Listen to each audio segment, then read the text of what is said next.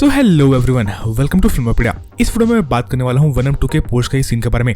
इस वीडियो में मैं वेनम 2 के पोस्ट कई सीन का ब्रेकडाउन करने वाला हूँ। इसके अलावा इस वीडियो में मैं आपको बताऊंगा कि कैसे वेनम 2 का पोस्ट कई सीन स्पाइडरमैन नो वे होम से और टॉबी मैगवायर के स्पाइडरमैन 3 से कनेक्ट करता है। तो अगर आपको भी वेनम 2 के पोस्ट कई सीन के बारे में सब कुछ जानना है तो आप इस वीडियो कंप्लीट देखते रहो। इसके अलावा अगर आप मेरे चैनल पर नए हो तो मेरे चैनल को सब्सक्राइब करके बेल आइकन दबाना ना भूलें ताकि जब भी मैं ऐसे इंटरेस्टिंग वीडियोस बनाऊं तो आपको नोटिफिकेशन मिल सके।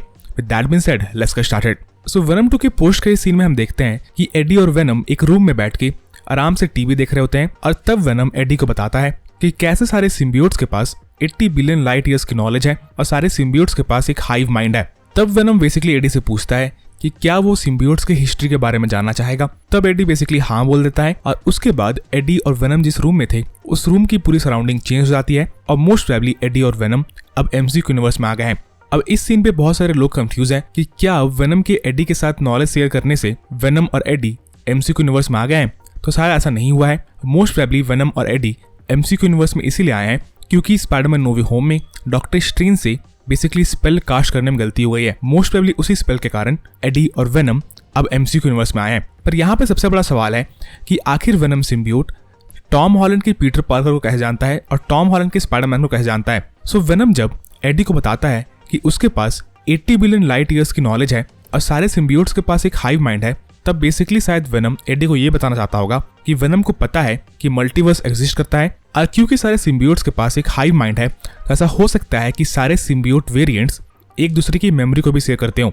इसका मतलब वेनम के पास उसके हर एक वेरिएंट की भी मेमोरी है और क्योंकि वेनम के पास उसके हर एक वेरिएंट की भी मेमोरी है, इससे बेसिकली एक्सप्लेन होता है कि क्यों वेनम को टॉम हॉलैंड के स्पाइडरमैन के बारे में पता है। मोस्ट प्रोबेबली टॉम हार्डी के वेनम के पास स्पाइडरमैन 3 के वेनम की मेमोरी होगी और उसे पता होगा कि कैसे स्पाइडरमैन 3 में टॉबी मैगवायर के स्पाइडरमैन ने टॉबी मैगवायर के यूनिवर्स के वेनम को हराया था। तो अब बेसिकली जो टॉम हार्डी का वेनम है वो हर एक स्पाइडरमैन वेरिएंट को हेट करता है।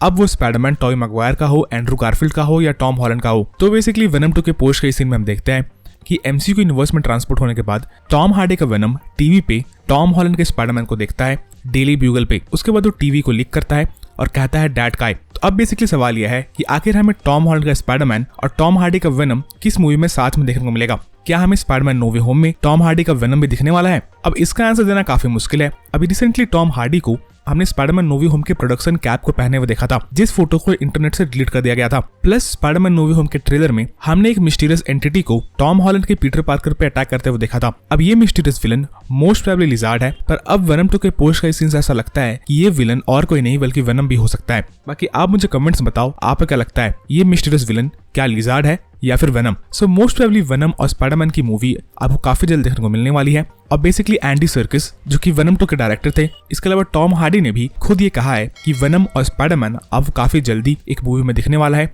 और मोस्ट प्रोबेबली वेनम 3 में आपको वेनम और स्पाइडरमैन साथ में दिखने वाले हैं। और ऐसा हो सकता है कि अगर वेनम स्पाइडरमैन नो वे होम की मूवी में ना हो तब वेनम स्पाइडरमैन नो वे होम के पोस्ट के सीन में हो सकता है, जो पोस्ट का सीन शायद वेनम 3 में लीड करेगा। इसके अलावा क्योंकि वेनम ने वेनम 2 के पोस्ट के सीन में हाइव माइंड की बात की, इसके अलावा 80 बिलियन लाइट ईयर्स की नॉलेज की बात की, so most probably venom Eddie को इस सीन में अपने सिम्बियोट ओरिजिन के बारे में बताना चाहता होगा। अब बेसिकली हर एक सिम्बियोट को मार्वल कॉमिक्स में नल नाम के एक विलन ने क्रिएट किया था जो कि बेसिकली सिम्बियोट्स का किंग होता है या फिर आप बोलो सिम्बियोट्स का गॉड होता है। तो ऐसा हो सकता है कि फ्यूचर में हम नल को भी एमसीयू में आते हुए देखें। इसके अलावा वेनम 2 के पोस्ट के सीन में जो ग्लिचिंग इफेक्ट हमने एडी ब्रॉक के रूम के साथ होते हुए देखा, ये बेसिकली एक ईस्टर एग है स्पाइडरमैन इनटू द स्पाइडरवर्स के लिए, जहां पर भी हम ऐसे ग्लिचिंग इफेक्ट को देखते हैं जब कोई एंटिटी एक यूनिवर्स से दूसरे यूनिवर्स में ट्रैवल करती है। सो मोस्ट प्रोबेबली वेनम भी अब सोनी के यूनिवर्स से एमसीयू के यूनिवर्स में आ गया है, मोस्ट प्रोबेबली डॉक्टर स्ट्रेंज के स्पेल के कारण या फिर सिल्वी के कैंग को मारने के कारण। सब सोनी और मार्वल का मल्टीवर्स प्लस स्पाइडरवर्स काफी इंटरेस्टिंग होने वाला है।